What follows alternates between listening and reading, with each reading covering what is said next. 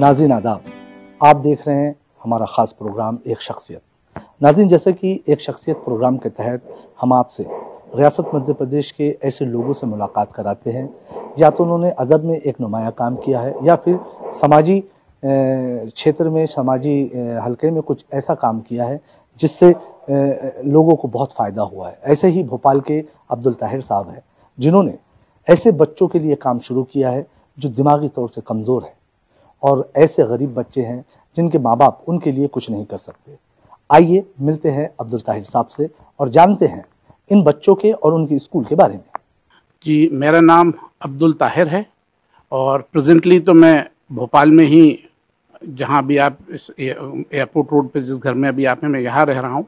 But साहब, मेरा जो बर्थ है वो भोपाल में ही एक एरिया है पुराने भोपाल में, इमामी गेट। मैं वहाँ पैदा हुआ था 12 सितंबर 1971 को मेरी पैदाइश हुई। और फिर उसके बाद भोपाल में ही मेरी पूरी मेरी पैदाइश के बाद मेरा born and brought up in Bhopal, वहीं मैंने सारा एजुकेशन भी मेरी भोपाल में रही। और मैंने साइंस ग्रेजुएट होके बाद में एमबीए करने फिर मैं बाहर गया। और मेरे वालिद बड़ा हम्बल बैकग्राउंड के थे। मेरे वालिद गवर्नमेंट ऑफिसर थे एजुकेशन डिपार्टमेंट में। तो मुझे शुरू से एक एडवांटेज ये रहा कि मेरे वालिद भी एजुकेशन बैकग्राउंड के थे और वो काफ़ी लोगों को एजुकेट करने में वो अपना बहुत वक्त लगाते थे। बोर्ड ऑफ सेकेंडरी एजुकेशन से वो असिस्टेंट सेक्रेटरी रिटायर हुए थे। तो आपने एमबीए किया, पढ़ाई कंप्लीट की, उसके बाद जॉब की बात करें, कारोबार की बात करें, वो कहाँ से शुरू किया और अब क्या कर रहे हैं? मैंने 1994 में अपना, जब मेरा एमबीए कंप्लीट हुआ 95 अर्ली बिगनिंग में, तो अपना एमबीए कंप्लीट करके मेरा पहला job reliable group of companies में लगा, मैनेजमेंट ट्रेनी। और फॉर्चुनेटली कुछ ऐसा रहा कि चेयरमैन साहब ने, जो इस पूरे सूबे के आप जानते होंगे बहुत ही प्रोमिनेंट पर्सनैलिटी हैं, जनाब सिकंदर हफीज़ खान साहब, chairman and managing director reliable group. तो मेरा कुछ ख़ास, अल्हम्दुलिल्लाह कुछ ऐसा रहा कि मेरी उनसे बहुत ज़्यादा क़ुर्बत रही।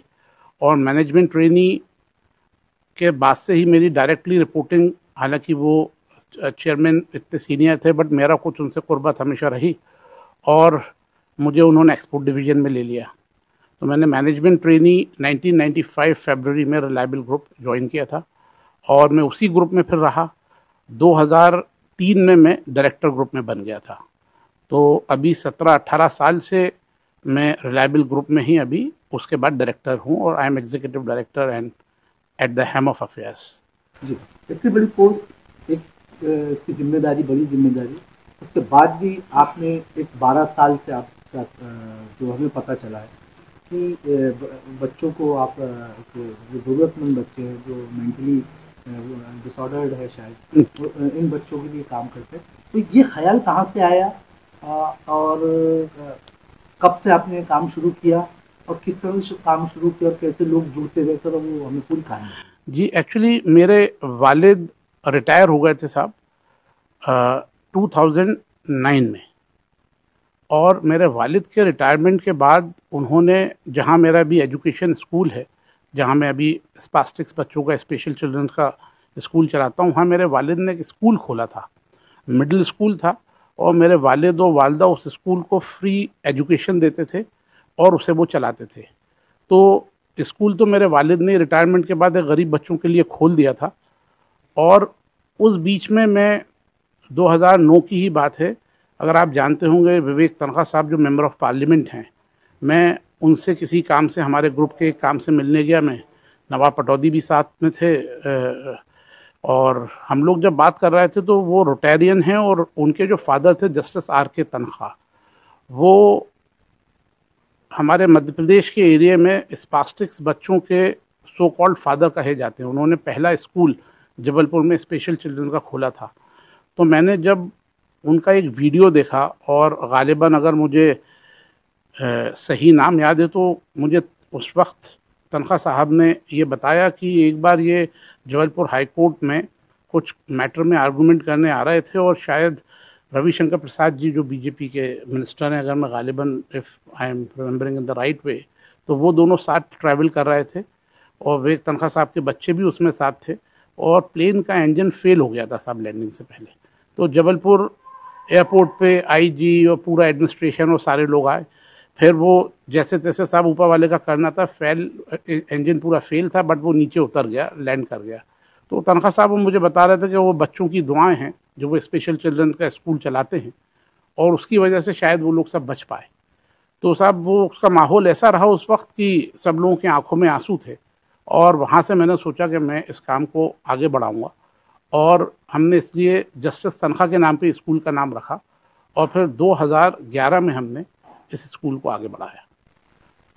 कैसे, किस तरह से फिर बच्चों को किस तरह से वो किया? देखिए, जब मैंने 1-2 साल स्टडी करा और मेरे वालिद जो नॉर्मल बच्चों का स्कूल चलाते थे, तो मैंने जब पूरी स्टडी करा तो ये मेरे सामने ये बात आई कि नॉर्मल बच्चों का स्कूल चलाना और इवन ब्लाइंड बच्चों का स्कूल चलाना, डेफ एंड डम बच्चों का स्कूल चलाना, ये सब काम में काफ़ी कुछ काम हो चुके हैं। बड़ी बड़ी ऑर्गेनाइजेशंस, बड़े बड़े एनजीओ इसमें लगे हैं, बट अनफॉर्चुनेटली उस वक्त मुझे ऐसा लगा कि इस पर्टिकुलर फील्ड में उतना काम नहीं हुआ है जितना होना चाहिए, बिकॉज स्पेशल चिल्ड्रन के अंदर चैलेंजेस बहुत होते हैं।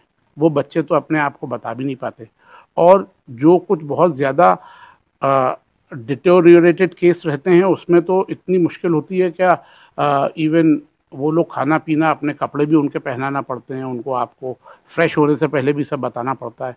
तो इसमें स्टाफ आपको बहुत ज़्यादा डेडिकेटेड चाहिए होता है, और आपको 3-3, 4-4 बच्चों पे एक स्टाफ चाहिए होता है। तो इसमें बहुत डेडिकेशन और डिटर्मिनेशन की ज़रूरत होती है। तो फिर हमने 2011 में अपने उस स्कूल को चेंज कर दिया, और हमने फिर इस स्कूल की शुरुआत की साहब। और फिर वो स्पेशल बच्चों का था। वो फॉर्चुनेटली एरिया का हमें ये एडवांटेज था कि गांधीनगर में वो जो एरिया है वहाँ आसपास काफ़ी स्लम एरियाज़ हैं, और इस तरह के जो बच्चे होते हैं वो नॉर्मली स्लम एरियाज़ में ज़्यादा होते हैं, क्योंकि मज़दूर औरतें होती हैं, तो माएँ जो होती हैं वो माल न्यूट्रिशन का शिकार रहती हैं, उनको प्रॉपर मेडिसिन प्रेगनेंसी के वक्त नहीं मिल पाती। तो ऐसे बच्चे जो हैं वो ज़्यादा रिजल्ट ऐसी जगह होते हैं जहाँ बहुत ज़्यादा गरीबी और गुर्बत है। तो वो एरिया भी हमें बहुत अच्छा रहा कि हम लोगों को काफ़ी बच्चे, 30-40 बच्चे तो हमें गांधीनगर से मिल गए। उसके बाद हमारे गांधीनगर के पास ही 2-3 किलोमीटर दूर बैरागढ़ है, वहाँ से हमें बच्चे मिल गए। शहीद नगर, फिर यहाँ भोपाल में वीआईपी रोड पे जो है, वहाँ से भी हम लोगों को कुछ बच्चे मिल गए।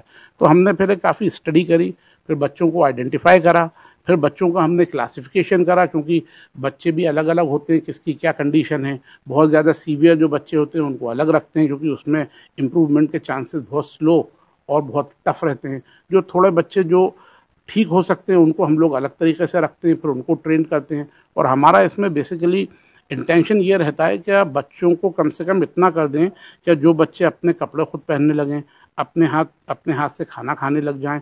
नहीं तो इन लोगों के बच्चे, जो माँ बाप होते हैं, जब वो मज़दूर नॉर्मली और वर्किंग क्लास होता है, अब वो जब वो घर से बाहर जाते हैं तो वो उनके घर में इतनी गरीबी है कि वो बच्चों को बांध के चले जाते हैं, या अपने बच्चों को घर में रूम्स में बंद करके चले जाते हैं, क्योंकि practically there is no one to take care of them, और उनके पास उतने रिसोर्सेज नहीं होते कि उनके लिए वो कहीं क्रैश में भेजें या कहीं स्कूल में भेजें।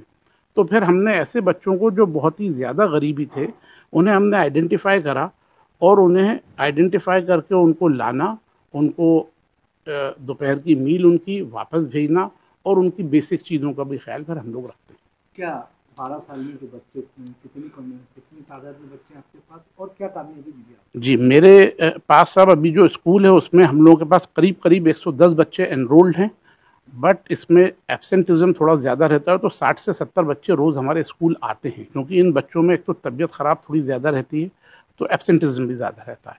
लेकिन इसमें कामयाबी ये मिली साहब, क्या 5-6 बच्चे हमारे उसमें, एक तो मुकुट था जो थोड़ा स्लाइट ऐसा केस था, वो ट्रेंड होकर हमारे यहाँ टीचर बन गया।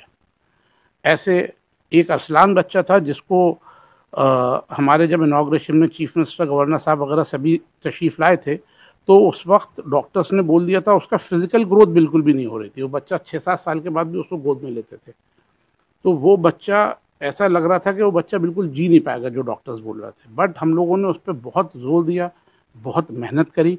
वो बच्चा, अरसलान उसका नाम है, वो आज तक भी ठीक है, और अब कम से कम वो अपने पेरेंट्स के साथ कम्युनिकेट कर लेता है इशारों में, और you get to see to believe. वो बच्चा ऐसा लगता है जैसे बिल्कुल अपन अगर देखें तो जैसे मंकी होते हैं, ऐसा इस तरह का बच्चा है। तो उस पर हम लोगों ने बहुत मेहनत करी। फिर हमारे यहाँ से, I am just forgetting the name, एक बच्ची हमारे यहाँ से पैरा ओलंपिक्स में गई। वो बहुत वॉयलेंट थी, देखते सी लड़ने लगती थी, कुछ भी फेंक के मार देती थी, बट उसकी अंदर कुछ कैपेसिटीज थी, तो हमने उसको स्विमिंग में काफ़ी डेवलप करा, तो उसने पैरा ओलंपिक्स में स्विमिंग में चैम्पियन बनी वो। इस तरह कुछ और हमारे यहाँ बच्चे हैं जिसको इस तरह हो गए कि हमने आसपास के कॉलेजेस में उन बच्चों को कहीं लगा दिया, अपने दोस्तों को या कहें तो उनको हमने पानी पिलाने पे किसी को लगा दिया, तो उनको बहुत कॉन्फिडेंस आ जाता है। जी, जिस तरह का काम आप कर रहे हैं और जिस तरह के बच्चे हैं, उनको अगर हम बात करें तो एक छोटा खर्च नहीं होता, एक मोटा खर्च की बात होती है। तो ये जो खर्च होता है वो किस तरह से आप वो करते हैं? क्या ये एक चैरिटी वाली बात है या कुछ इसको आप नहीं, ऑर्गेनाइजेशन तो हमारी एनजीओ है, गवर्नमेंट के साथ रजिस्टर्ड भी है, और साल पूरे 10-12 साल में हम लोगों को 1-2 बार ग्रांट्स भी मिली है, वेरी मिनिमल। और अदरवाइज मोस्टली 99% हम लोगों का खुद की फंडिंग का काम होता है। ये हमारी जो सोसाइटी है उसका नाम है संपूर्ण, मैं उसका फाउंडर सेक्रेटरी हूँ, और मेरे साथ ही जो कुछ मेरे ऑफिस के कुलीग्स हैं और मेरे फ्रेंड्स हैं वो लोग सब उसमें हैं, और कुछ फैमिली मेम्बर्स भी हैं। हम ही लोग सब सोसाइटी के मेंबर्स हैं, और सारे मेरे दोस्त भी मेरे साथ इक्वली कंट्रीब्यूट करते हैं।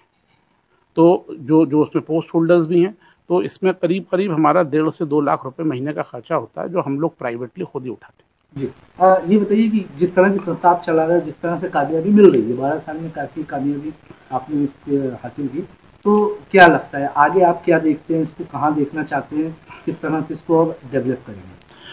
आगे इनफैक्ट हम लोगों ने सब कुछ लैंड भी आइडेंटिफाई प्राइवेटली कर ली थी, और इंस्टीट्यूट को अब हमें थोड़ा बड़ा बिल्डिंग के रूप में देना है, और लोग ज़्यादा हमसे जुड़ते जा रहे हैं।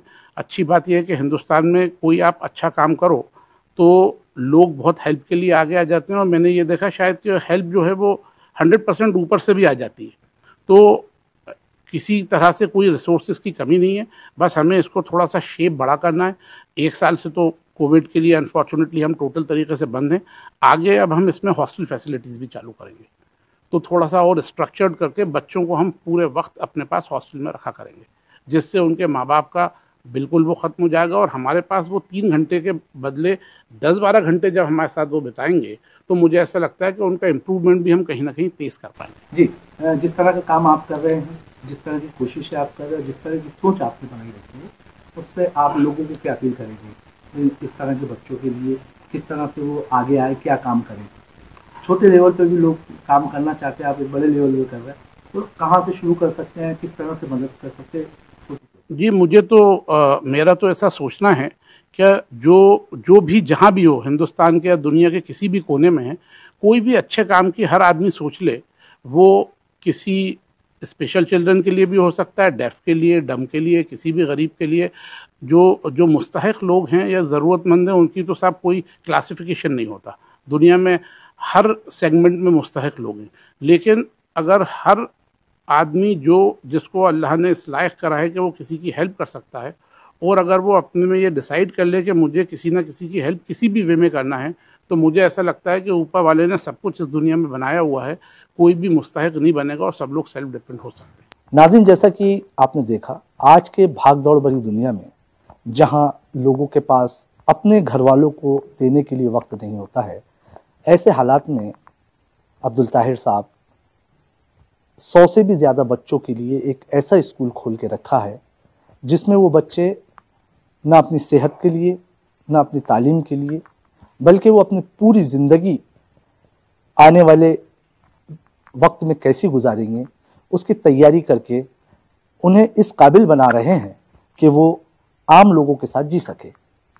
हम ऐसे लोगों को सैल्यूट करते हैं और उम्मीद करते हैं कि हम हमारी चैनल के ज़रिए आपसे ऐसे और कई लोगों से मुलाकात कराएंगे।